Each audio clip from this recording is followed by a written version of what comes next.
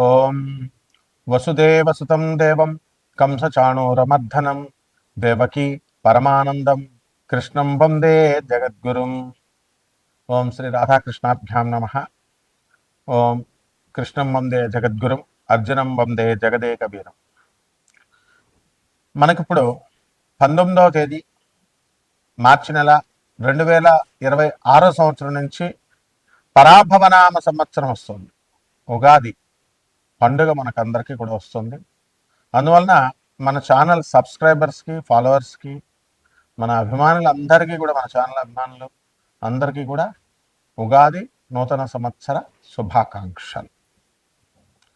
లేకపోతే మనకి ఈ సంవత్సరంలో ఉండేటటువంటి మేఘాధిపతి అయినటువంటి వాడు చంద్రుడు. కాబట్టి బ్రహ్మాండంగా వర్షాలు కురుస్తాయి. కాబట్టి రైతులందరూ కూడా మంచి మంచి పంటలను సెలెక్ట్ చేసుకోవాలి. కమర్షియల్ ప్రాజెక్ట్స్ని వీళ్ళు ఏరుకోవాలి.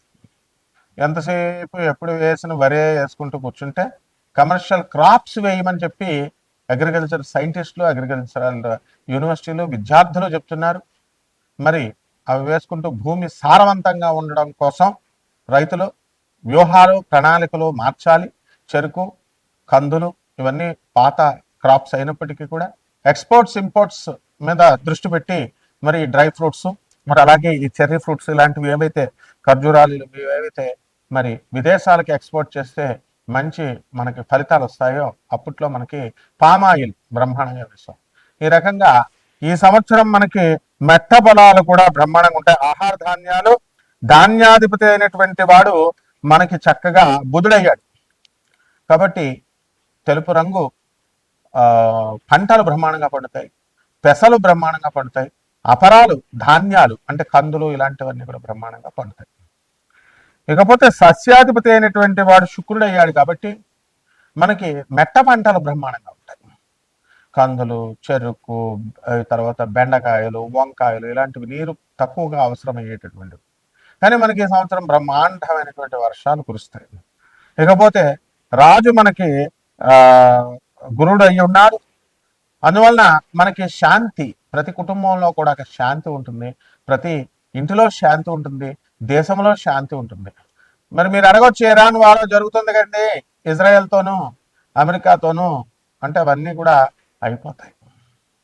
మీకు ఈ లోపల గ్యాస్ ధరలు బాగా పెరిగిపోతాయి, బంగారం ధరలు బాగా పెరిగిపోయినాయి అని చెప్పేసి మీరు అందరూ కొనుక్కోవడం జరిగింది.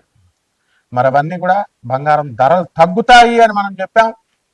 సంవత్సరం వచ్చేసరికి లేదండి 5 లక్షల వరకు వెళ్ళిపోతాయని చెప్పేసి అందరినీ కూడా రెచ్చగొట్టారు.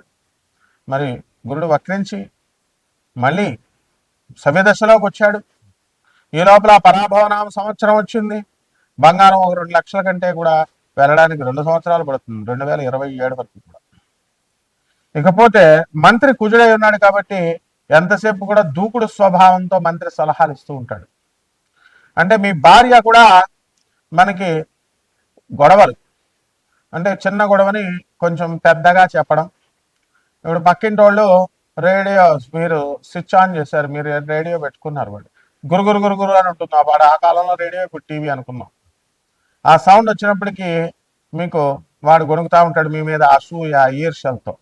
పాపం మీరు డ్యూటీ చేసుకుని వచ్చేసరికి మీకు ఏమవుతుంది, ఇలా చేస్తున్నారని గొడవలు ఎప్పటి నుంచో జరుగుతున్నాయి.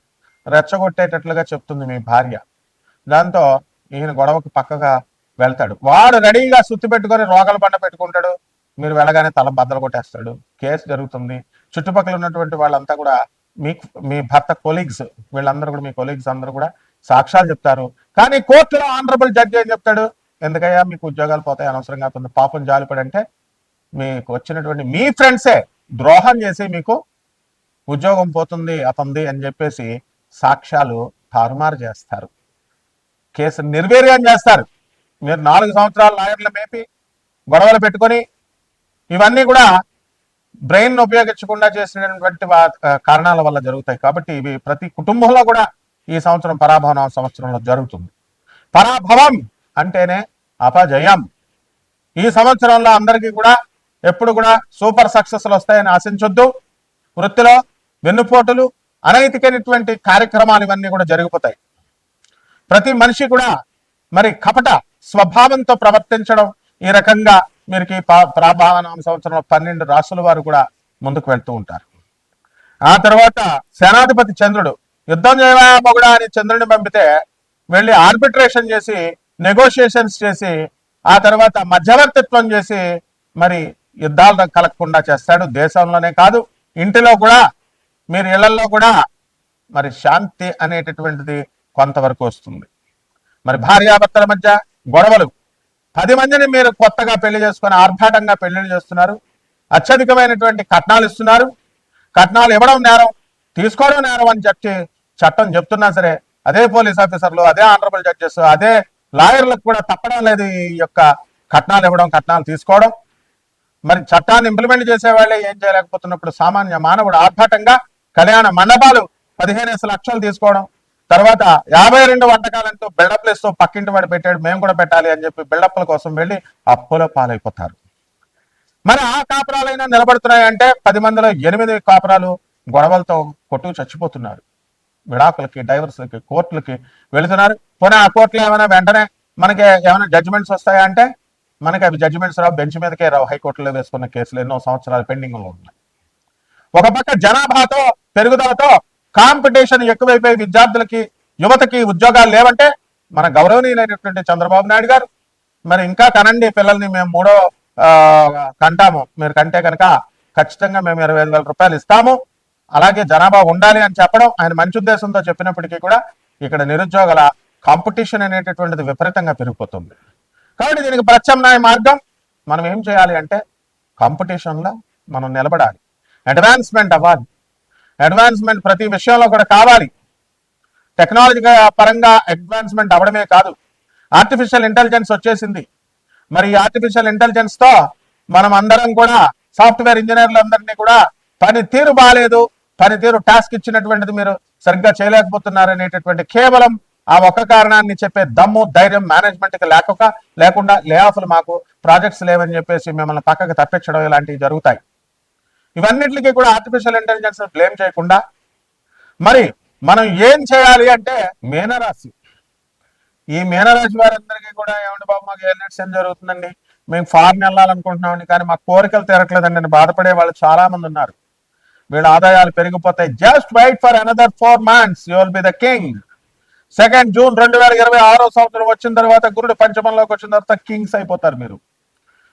ఏమంటే విదేశాలు రావట్లేదండి, అక్కడ ట్రంప్ కూర్చున్నాడంటే వాడు ఒక నాటకాల రాయుడు, వాడు అక్కడ అమెరికాలో యుద్ధం చేయకపోతే ఏం చేస్తాడండి, మరి చేయకపోతే వాడికే నెక్స్ట్ ఎలక్షన్ లో గెలవడు కాబట్టి ఇరాన్ మీద యుద్ధ నాటకాలు ఆడుతున్నాడు. ఎవరి నాటకాలు వాళ్ళు ఆడాలి. సో వాడు మిమ్మల్ని రానిమనంత మాత్రం మిమ్మల్ని ఆపేస్తే దమ్ము వాళ్ళకుందా? శనీశ్వరుడు మిమ్మల్ని పంపించేది, రెడీగా ఉండండి. దుబాయ్లో బాంబులు వేసేస్తున్నారు, దుబాయ్కి పెట్టుకోండి. ఇమీడియట్ ఆఫర్ మా శిష్యుడికి వచ్చేసింది, వెళ్ళిపోతున్నాడు కూడా. తర్వాత గల్ఫ్ కంట్రీస్ పెట్టుకోండి, వెళ్తారు మీరు. ఇదే టైంలో వస్తాయి మీకు జాబ్స్. మాకు జాబ్స్ రావట్లేదండి, అప్పులు ఉన్నాయండి. వెళ్ళండి మరి, ఇప్పుడు ప్రాణభయం ఎందుకు మీకు? ధైర్య సాహసే లక్ష్మి, ధైర్యం చేస్తేనే రిస్క్ పోతుంది. పెళ్ళిళ్ళు చేయాలండి అమ్మాయిలకి, చేయండి మరి, ఇప్పుడు వచ్చేసింది ఛాన్స్. కట్నాలు ఇవ్వండి మరి, లక్షలు ఏమంటే ఎక్కువ కోట్లు అడుగుతున్నారండి, నువ్వు ఆఫర్ చేసిందే కదా. కట్నాలు ఇవ్వకూడదని ఒక పక్క పోలీసు వాళ్ళు చెప్తున్నారు, చట్టం చెప్తుంది, నువ్వు ఇస్తావు, నువ్వు తీసుకుంటావు. ఆ పోలీసు వాళ్ళు ఒక కోర్టులు చూస్తా ఊరుకుంటా ఉంటారు, వాళ్ళు కూడా ఇస్తున్నారు. సొసైటీని మార్చాలా? ఎవడు మారుస్తాడు? ఈ మీనరాశి వాళ్ళందరూ కూడా కొత్త ఉద్యోగాలు వచ్చేస్తాయి వీళ్ళకి.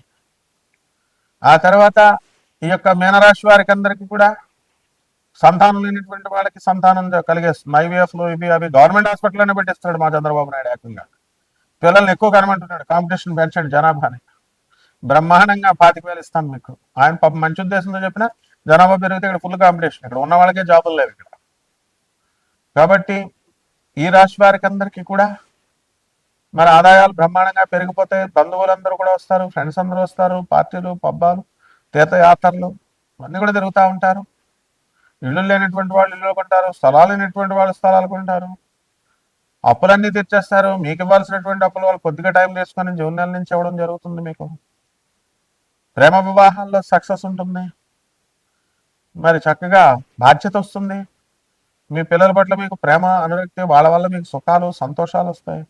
మీ తల్లిదండ్రులందరినీ కూడా చాలా సౌమ్యంగా మీరు మాట్లాడుతూ, చాలా గౌరవిస్తూ వాళ్ళకి పాద నమస్కారాలు పెడుతూ వాళ్ళని ఆకట్టుకుంటారు. వాళ్ళకు మీ మీద డౌట్స్ అన్నీ కూడా తీరిపోతాయి. పరస్పరంగా ఉన్నటువంటి సందేహాలన్నీ కూడా ఇతర మిత్రులతో కానీ శత్రువులతో కానీ తీరిపోతాయి. కోర్టు కేసుల్లో ఉన్నటువంటి వాళ్ళందరూ కూడా కోర్టుల నుంచి బయటకు వచ్చేస్తారు. కేసుల నుంచి కీర్తి ప్రతిష్టలు వచ్చేస్తాయి. రాజకీయ నాయకులు పదవులు వచ్చేస్తాయి. సినిమా రంగంలో ఉన్నటువంటి పేరు ప్రతిష్టలు వచ్చేస్తాయి. 100 కోట్లే బాబు సినిమా. అందువల్లనే సినిమాలు ట్రై చేయండి బాగా. షేర్స్ మరి బిజినెస్లు అన్నీ కూడా కోట్లు వస్తున్నాయంటారు. మేము ఎంకరేజ్ చేయమంటే సినిమాలు ఎంకరేజ్ చేస్తాం, వెళ్ళండి కావస్తే.